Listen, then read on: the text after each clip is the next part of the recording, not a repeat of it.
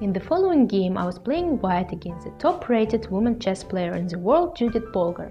Of course, it was a special match and a special game for me, since for many young chess girls that are just beginning to play chess, Judit has always been an inspiration. We always looked at her as an example, and we tried to reach her level and to compete at the same level with her against men.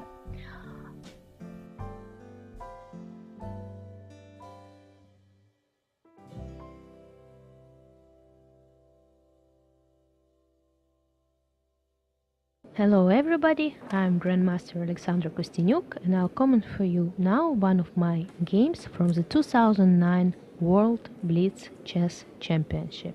This championship was played on the 16th, 17th and 18th of November 2009 in Moscow, right in the heart of Moscow, in the department store on the Red Square. And in the games that I want to comment, I'm playing white against Grandmaster from Hungary, Judit Polgar. I've never played Judit before this tournament in my career, and since she is rated for many years in a row #1 in the women's rating list, of course it was very interesting for me to play against her. You see that Grandmasters are getting ready for their game, they take their seats. And we are ready for the announcement of the chief arbiter to start this round.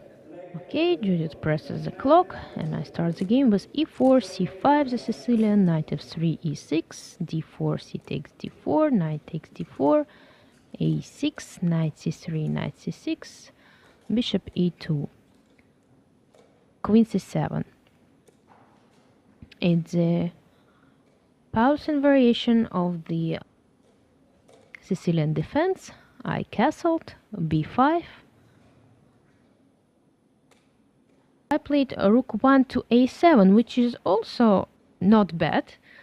And here another interesting moment. After queen c6, I had a winning combination, a very nice winning combination, which I didn't notice, and I should have played here queen takes c6 with the idea after knight takes c6 to play knight d4, threatening to take the knight on c6. She has to take on a7 because after rook takes a8 I will take on a8 with check, so she has to take the rook with the knight takes a7, and after rook takes d8 check, king g7, I win the knight on a7 by playing rook a8. That's how I could have ended this game, but of course it's a very difficult combination for the 3-minute game.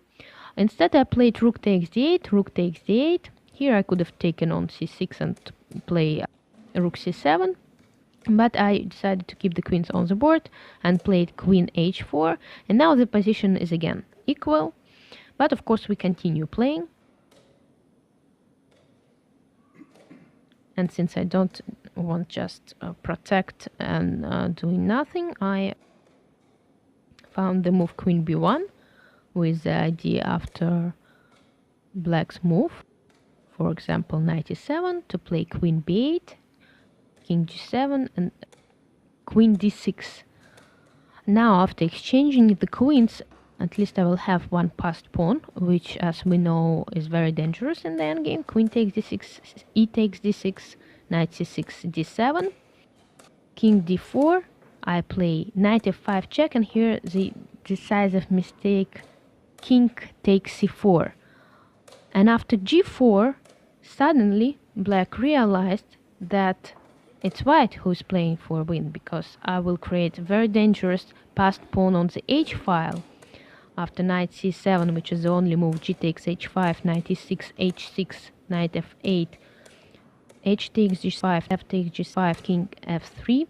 My position is won, because black knight should protect the h7 square, and after king d3 I will move my king g4, and now I should have played king g4, king e2, and let's stop for a while. Here I should have played f3, and then little by little, by playing for example knight g3, knight e4, and then knight takes g5, just to take the pawn on g5 and then to move my pawn h7 to win the knight and to win the game. That would be the most precise way for a win.